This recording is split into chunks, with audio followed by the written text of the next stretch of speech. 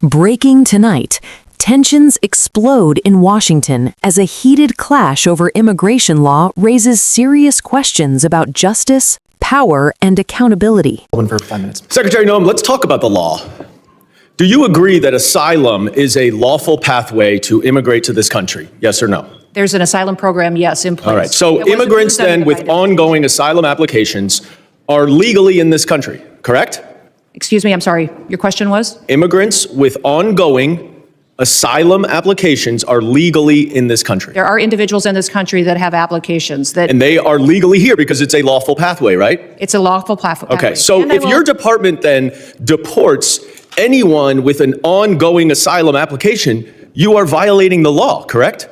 Joe Biden left us with... I'm not asking about Joe Biden. I'm asking you a specific question. If your department deports anyone with an ongoing asylum application, you are violating the law. Is that correct? It was greatly violated when they allowed... I'm asking you. People to come I'm asking you. Asylum applications. Why are you filibustering? Why can't you answer the question? It's a simple question. Your president... If your department deports anyone with an ongoing asylum application, you are violating the law. Isn't that correct? The asylum program was broken under the last... Mr. Chairman, I will reclaim my time. She's not answering the question.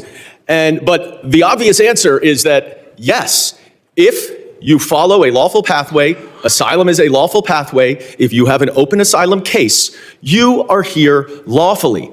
But the problem that we are seeing around the country is that you are not following the law. Don't tell us to change the law. If you don't like the asylum system, you change the asylum law. Bring it to us. We'll work with you. I think it needs to be changed. But you can't just decide that you're not going to follow the law, and asylum is a law, and deport people who have ongoing applications. Unfortunately, that is exactly what's happening. It's happening across the street from my office right in New York City.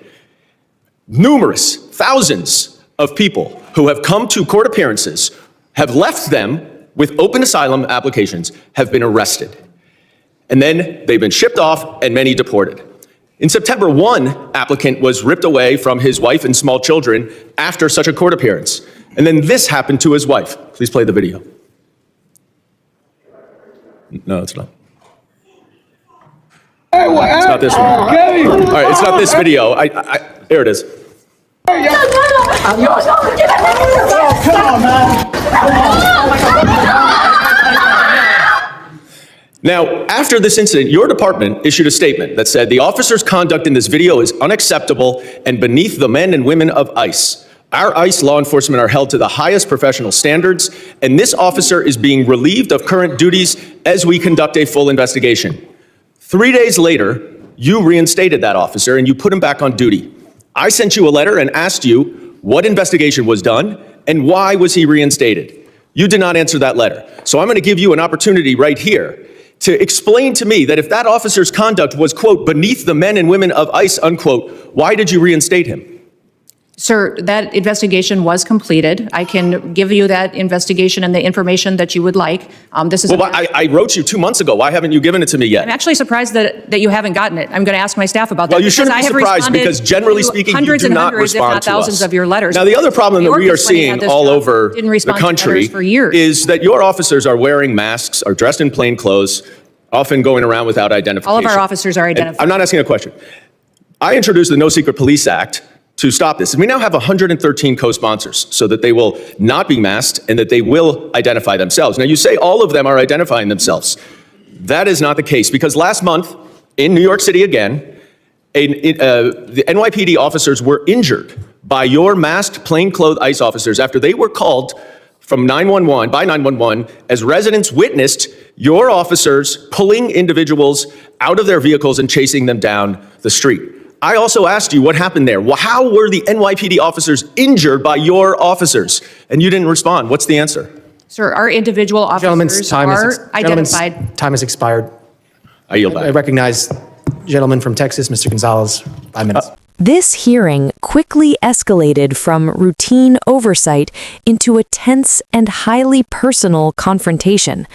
Rep. Camlogger Dove framed her questions around leadership and accountability, but the tone signaled something deeper, concerns about influence, judgment, and who truly holds power inside DHS.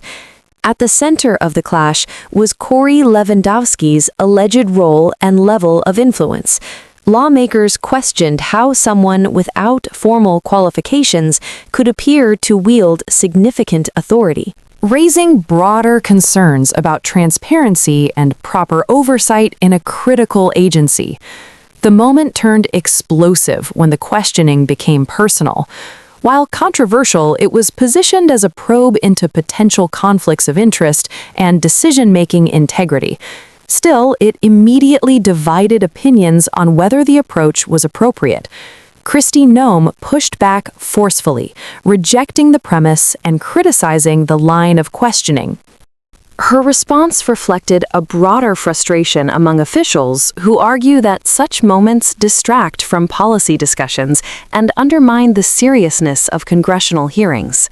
In the end, the exchange highlights a deeper issue: trust in leadership and the standards expected from those in power.